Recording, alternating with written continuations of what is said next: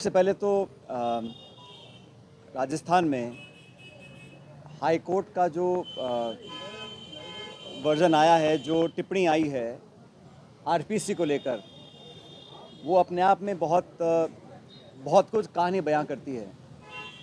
RPC की वो संस्था है जहां से प्रदेश का नौजवानों का भविष्य तय होता है एक तरह से। और लंबे समय से मैं खुद भी कहता आया हूं और लोग भी कहते हैं कि आरपीएससी का जो गठन है, जो चयन प्रक्रिया है, जो कार्यप्रणाली है, जो जवाबदेही है, जो पारदर्शिता है, वो पूरी तरह कॉम्प्रोमाइज़ हो चुकी है। अब जब हाईकोर्ट खुद ये कह रहा है कि आरपीएससी गूंगी बहरी बैठी है, तो मुझे लगता है कि सरकार के पास अब कोई कारण बचा नहीं है, कोई एक्सक्यूज़ बचा नहीं है कि वो मूल चूक परिवर्तन करे।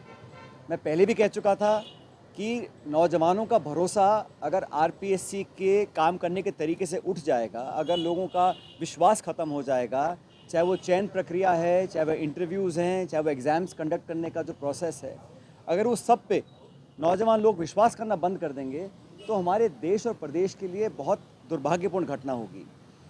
मैंने पहले कहा था कि आरपीएससी में जो हुआ वो पूरा एक्सपोज हो चुका है, तो बिना समय ज़ाहिर करे उसमें मूल चूक परिवर्तन करना पड़ेगा। और बार बार ये कहना कि वो संवैधानिक संस्था है, उसमें परिवर्तन करना पॉसिबल नहीं है, ये महज एक बहानेबाजी है।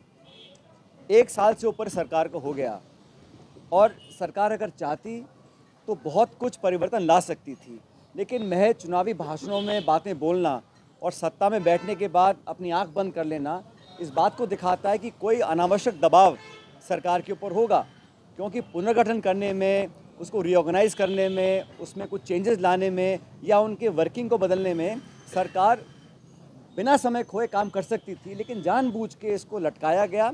अब जब हाईकोर्ट ये बोल रहा है तो सरकार को मुझे लगता है बिना समय ज़ाहिर करे इमीडिएटली इसमें मूल चूक परिवर्तन करना पड़ेगा और करना चाहिए।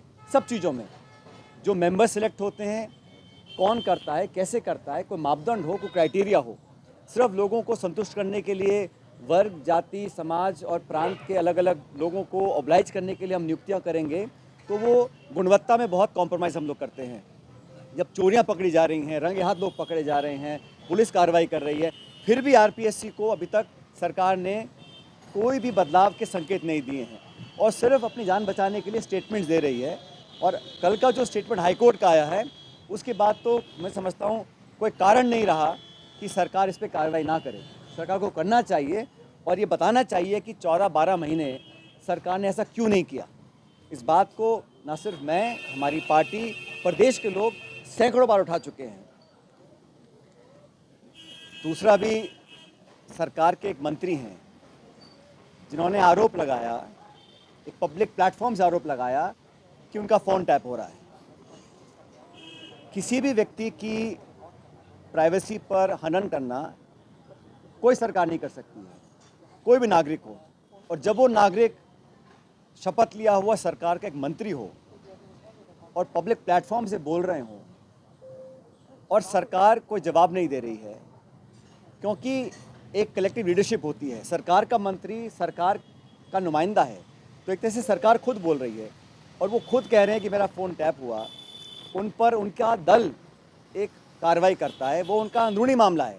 भारतीय जनता पार्टी का एक संगठन है, उस संगठन में वो किसको नोटिस देते हैं, क्या कार्रवाई करते हैं, ये उनका निजी मामला है, मैं उस पर नहीं जाना चाहता हूँ।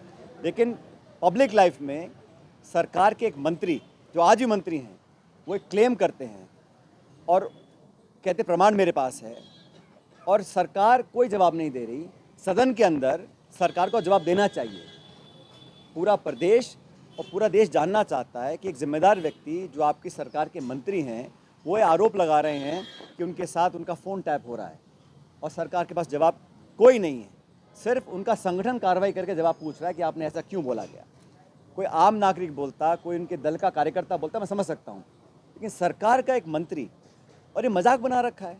वो इस्तीफ़ा दिए बैठे हैं, उनका इस्तीफ़ा एक्सेप्ट नहीं हो रहा, वो कुछ स्टेटमेंट देते हैं, मंत्री होने के नाते कहते हैं मेरा फ़ोन टैप हो रहा है, तो संगठन कार्रवाई कर रहा है। फिर उनका जवाब, पता नहीं उन्होंने जवाब क्या दिया होगा, लेकिन मैं मानता हूँ ये मजाक बना हुआ है। लगभग 1 साल हो गया, किसी व्यक्ति को पार्टी में काम करने का अधिकार है, लेकिन जब वो मंत्री बन जाते हैं तो अलग जिम्मेदारी होती है। और एक कलेक्टिव लीडरशिप में every minister speaking for the government, जो स्टेटमेंट उनका आया है उस दिन फ़ोन टैपिंग का, वो सरकार का स्टेटमेंट है। सरकार में बैठा मंत्री खुद कह रहा है मेरा फ़ोन टैप हो रहा है, और सरकार मजाक बना रखा है। तो पूरी प्रणाली को एक तरह से चैलेंज किया है, और दुर्भाग्य है कि सदन चल रहा है, सत्र जारी है, और हमारी पार्टी ने, हमारे दल ने सदन के अंदर इस मामले को उठाया, कोई जवाब नहीं आया। तो मुझे लगता है कि सरकार को कुछ निर्णायक कार्रवाई करनी चाहिए, सच्चाई जनता के सामने आनी चाहिए। अगर किसी सूत्र ने उनको बताया था तो डॉक्टर साहब को भी उसका सूत्र का खुलासा करना चाहिए। कौन वो लोग थे, कोई अधिकारी थे, कार्यकर्ता थे, या कोई जो भी था, क्योंकि ये इतना आसान नहीं है। और ये फ़ोन टैपिंग का मामला मैं समझता हूँ बहुत गंभीर मामला है। इस पर सरकार को स्पष्टीकरण देना चाहिए और एक वाइट पेपर जारी करना चाहिए कि हमारे मंत्री ने ये बोला, सही था या गलत था। सिर्फ पार्टी के लेवल पर कार्रवाई करना मैं समझता हूँ पर्याप्त नहीं है।